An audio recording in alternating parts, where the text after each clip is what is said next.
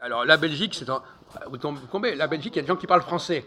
Oui, Bon, ben, donc c'est la francophonie numéro 1. Oui. Bon, mais la francophonie, est-ce qu'ils sont marqués par la francophonie numéro 2? Non. Mais si, parce qu'en Belgique... Oui, oui, bien sûr. Bien sûr. Pourquoi parler des numéros 2? Parce que les Belges, ils ont aussi colonisé une partie de l'Afrique. Non, non, mais attendez, en Belgique, il y a combien de langues? Il y a plusieurs langues en Belgique. Non, mais il y a deux grandes langues. Le flamand et le wallon. Bon, alors le flamand, est-ce qu'il a été colonisé par le français? Oui. C'est-à-dire? Il mélange les mots français. Voilà, donc c'est ça. Donc, voyez-vous, donc leur propre langue. Donc en Belgique, il y a les gens qui parlent le français et d'autres gens qui parlent un flamand qui lui-même est marqué par le français. Qui est marqué par le français, voilà. Je suis d'accord. Bon, donc c'est déjà deux catégories différentes. Je suis entièrement d'accord. Bon. Et l'allemand, à votre avis? Aussi, pareil.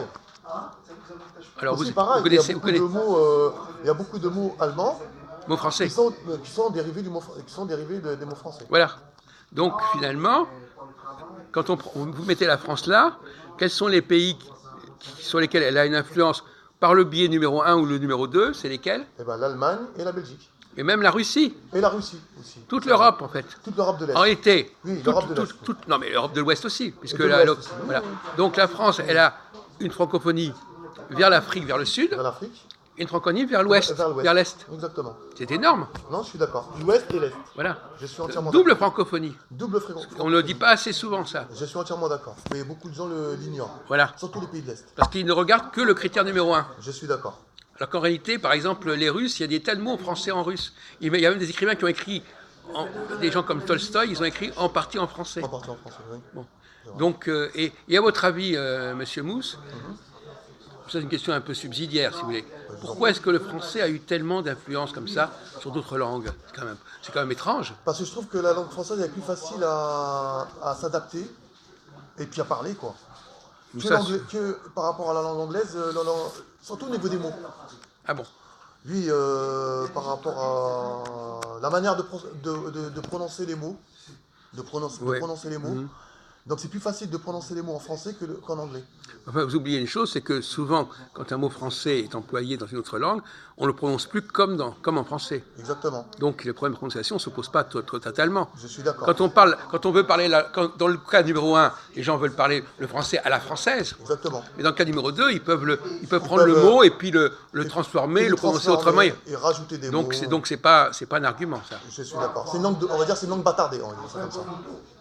La deuxième proposition. Une sorte métissée, hybride ou mélangée. Voilà.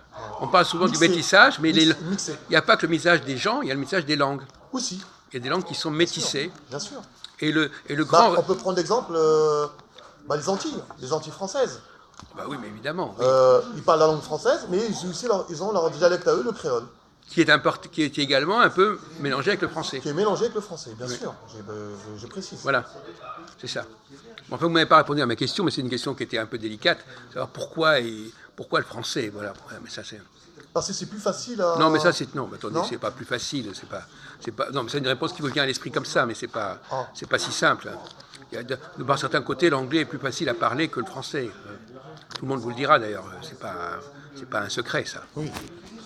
Mais il y a d'autres raisons qui ne sont pas forcément linguistiques. Ça peut être la fascination pour la culture, oui, la culture pour le pays. Bien sûr. Donc les gens apprennent la langue parce qu'ils sont fascinés par la culture et pas forcément parce que la langue est plus facile. Ce n'est pas forcément l'argument de la langue. Surtout qu'ils peuvent la déformer, la simplifier, oui, c'est vrai. ce qu'ils veulent. On va changer.